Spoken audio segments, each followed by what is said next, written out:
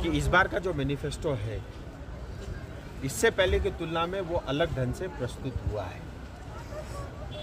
इस बार के भारतीय जनता पार्टी की मैनिफेस्टो में जो चार्टर ऑफ डिमांड होता था हमेशा, वो उसमें कुछ भी नहीं है। 2047 को ध्यान में रखते हुए विकसित भारत की नींव रखने की उस दिशा में बनाया गया मैनिफेस्टो है। और इसमें सिर्फ दार्जिलिंग स्पेसिफिक नहीं, पूरे देश भर में भी जो चार्टर ऑफ डिमांड होते थे, जो हमेशा मैनिफेस्टो में जिस तरह से आता था उस तरह से नहीं। लेकिन इसका ये अर्थ देना कि मैनिफेस्टो में नहीं आया इसका मतलब जो है कुछ भी नहीं है, ये गलत होगा। मैं फिर जिम्मेदारी के साथ कहता हूँ, 20 दिन अभी हुए नहीं है, प्रधानमंत्री जी ने स्वयं ये कहा है कि जो है हमारे जो समाधान के हम बहुत निकट है और जल्दी उसका समाधान होगा। तो इसलिए मैं आपके माध्यम से समस्त जनता को ये कहना चाहता हूँ, आप निश्चिंत रहिए, ये मेरी जिम्मेदारी है और ये 5 साल जिसमें जनजाति भी होगा और स्थायी समाधान होगा, वो भारत के संविधान के अधीन होगा।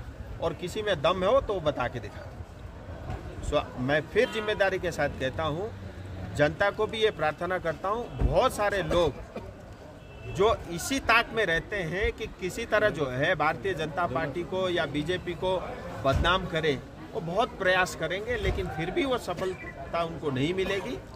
और इस बार का मैनिफेस्टो चार्टर ऑफ डिमांड के लेकर के नहीं है, वो विकसित भारत को ध्यान में रखते हुए उसमें महिलाओं की बात की, युवाओं की बात की, किसान की बात की और जो है श्रमिकों की बात की। इस तरह से अलग अलग हिस्सों में 2047 को ध्यान में रखते हुए बनाया हुआ मैनिफेस्टो।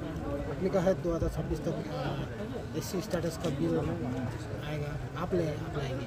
मेरा राजनीति 2024 से 2029 ये आखिरी 5 साल मेरे राजनीति के होंगे, उसके बाद मैं राजनीति भी नहीं करूंगा। और 2026 से पहले जनजाति का बिल पार्लियामेंट में मैं पेश करूंगा, ये मेरा जनता से संकल्प है। और स्थायी समाधान चुनाव के तुरंत बाद एक कमेटी का गठन होगा, जिसमें हमारी राजनीतिक दल के सदस्य भी रहेंगे, कुछ इंटेलेक्चुअल लोग ऑलरेडी कुछ लोग जुड़े हुए हैं, कुछ और भी उसमें जुड़ेंगे, कुछ संविधान के ज्ञाता भी होंगे।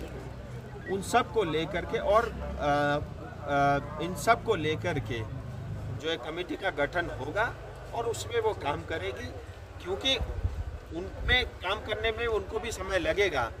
और मैं ऐसा मानता हूँ भारतीय जनता पार्टी की सरकार आएगी और मैं कोशिश करूंगा कि 2026 से पहले जनजाति का दर्जा मिले और 26 के बाद भारत के संविधान के अंतर्गत जो बाबा साहब अम्बेडकर ने जो संविधान बनाया उसके अधीन हमको न्याय मिले। इससे पहले भी आपने एक बोला था कि यदि गोरखा के लिए कुछ नहीं होगा तो मैं रिजाइन दूंगा, तो कैसे पता? ऐसा है ना, गोरखा के लिए नहीं होगा तो मैं रिजाइन दूंगा, वो आप ठीक बोल रहे हैं। लेकिन अगर मुझे पता है हो रहा है तो मैं नहीं रहूँगा तो शायद ना हो, इसलिए मुझे दोबारा राजनीति में आना पड़ा। और मैं कहता हूँ पहली बार शायद मैं जो है मतलब एक इच्छा होती है लोगों की, लेकिन इच्छा से नहीं। इस बार जनता ने मुझे 4 लाख ज़्यादा वोट से जिताया है, मेरी जिम्मेदारी बनती है, मेरा फर्ज है मेरे समाज के प्रति, इस क्षेत्र के प्रति, दार्जिलिंग तराई डूवर्स की जनता के प्रति, यहाँ रहने वाले गोरखा, राजवंशी, आदिवासी, बंगला भाषी, हिंदी भाषी, उन समुदाय के प्रति ये मेरी जिम्मेदारी है, इसलिए अपनी जिम्मेदारी को पूरा करूँ। अमित शाह जी कब आ रहे हैं? अमित शाह जी आएंगे, योगी आदित्यनाथ जी का चल रहा है, लेकिन क्योंकि अभी फर्स्ट फेज का चुनाव चल रहा है, हमारा सेकेंड फेज में है, तो फर्स्ट फेज के सभी जो क्षेत्र हैं उसको प्रायोरिटी से कवर हो रहा है। और जितना अभी सुबह बात हुई थी, टेंटेटिव शायद 20 तारीख को योगी आदित्यनाथ जी कालिम्पोंग आएंगे और 21 तारीख को मिरिक में जो है सतपाल महाराज जी का तय हुआ है। और उसके अलावा गृह मंत्री जी स्वयं आएंगे, प्रधानमंत्री जी की भी मैं चेष्टा कर रहा हूं, लेकिन बहुत सारे सिक्योरिटी रीजन के कारण कई बार दिक्कत आता है। और कल गोरुबथान में अनुराग ठाकुर जी आ रहे हैं और आज ही मेरी बात हुई है अपने अरुणाचल के जो है सांसद और मंत्री जो है किरण रिजिजू भी आएंगे और तमाम लोग हैं। अभी चल रहा है, मुझे लगता है 1-2 दिन में एग्जैक्ट डेट और नेता का नाम तय होगा। अगर 26 तक भी कुछ नहीं होगा तो फिर आप इलेक्शन में जाएंगे? 26 से बात करेंगे नहीं, इतना जल्दी आपको क्या है, अभी तो 2 साल पड़े हुए हैं। इसीलिए निराश मत होइए, नेगेटिव मत सोचिए, सब अच्छा सोचिए, अच्छा ही होगा। करने के लिए मैं कोई आपको कोई नेता देखता है जो जिम्मेदारी अपने कंधों पे लेके घूमता है, या तो दूसरे पे चिपका देते हैं या पार्टी का विरोध करके कुछ नहीं देगा बोल के फिर भी राजनीति करते हैं। मैं उनमें से नहीं हूँ। ना मैं पार्टी का विरोध करूँगा, ना मैं सरकार का विरोध करूँगा। मैं अपने समाज के लिए, इस क्षेत्र के लिए जो न्याय होना था उसको मैं सुनिश्चित करूँगा, और ये मेरी जिम्मेदारी है। मुझे वोट भी इसलिए मिल रहा है, इसलिए नहीं है कि मैं जो है यहाँ पे घूमता हूँ इसलिए वोट मिल रहा है।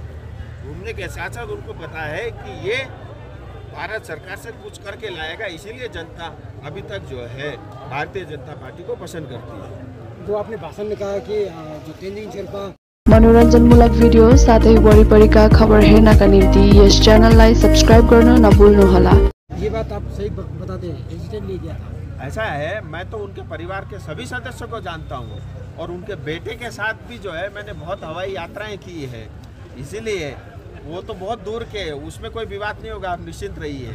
लेकिन सच्चाई आपको ही पता है, मुझे ही पता है, और उनके साथ भी जो है अन्याय हुआ है, और उनको जब अवार्ड देने के लिए बुलाया गया था तो उनको भेजा नहीं गया। अब किसने नहीं भेजा वो आपको ही पता है।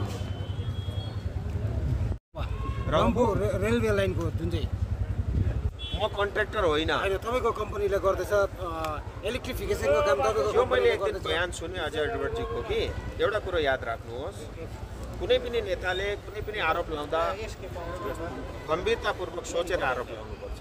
मेरो कम्पनीको नाम हो सूर्य रोशनी लिमिटेड, जसको म म्यानेजिङ डाइरेक्टर हुँ।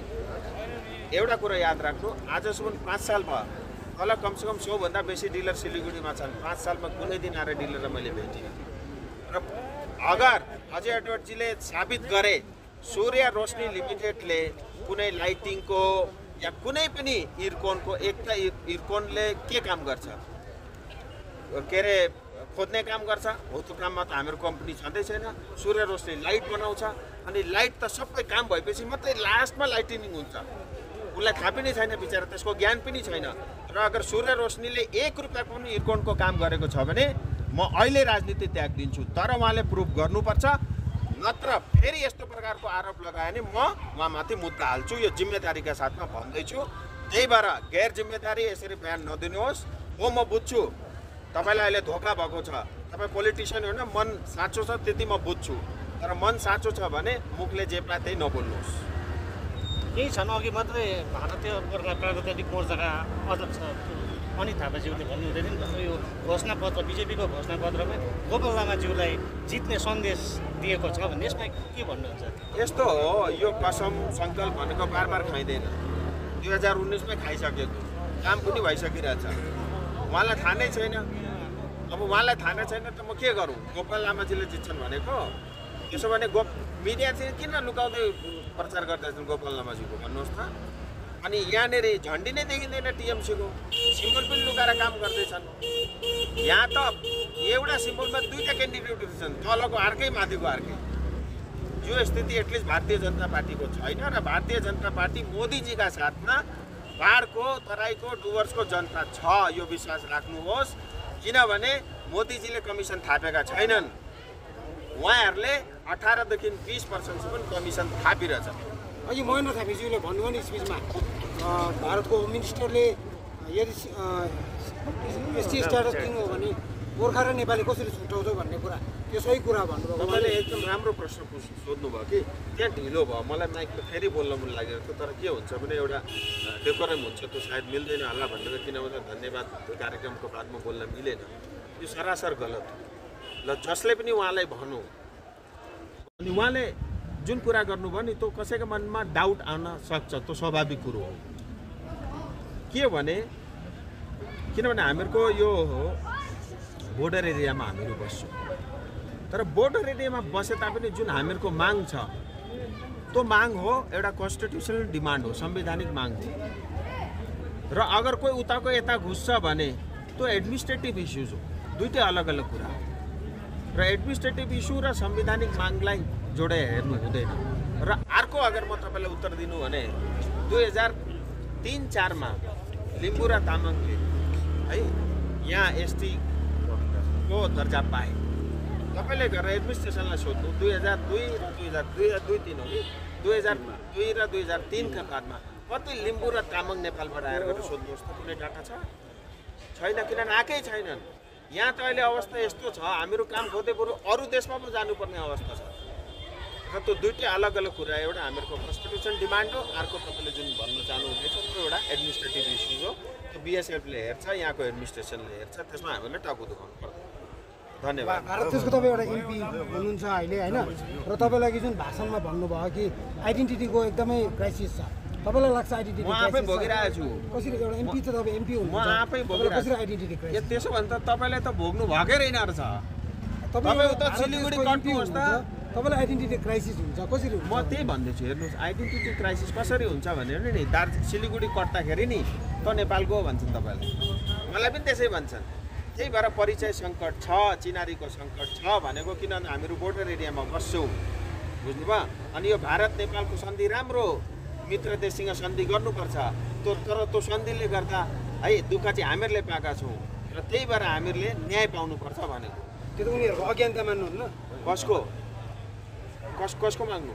उहाँहरूको अज्ञानता मान्नु? उहाँ भन्नु जसले पनि आइडेन्टिटी हो, त्यो त कङ्ग्रेसका जमानामा गरेको, उहाँहरूलाई सोध्नु थियो। कङ्ग्रेसका नेताहरू अहिले यति कुद्दैछन्, उहाँहरूलाई सोध्नु। बिजेपीकै नेता पनि त आएर भन्नुभएको, सोधु समय आएर भन्नुभएको नि त, खरसाङमा आएर भन्नुभएको। कसले?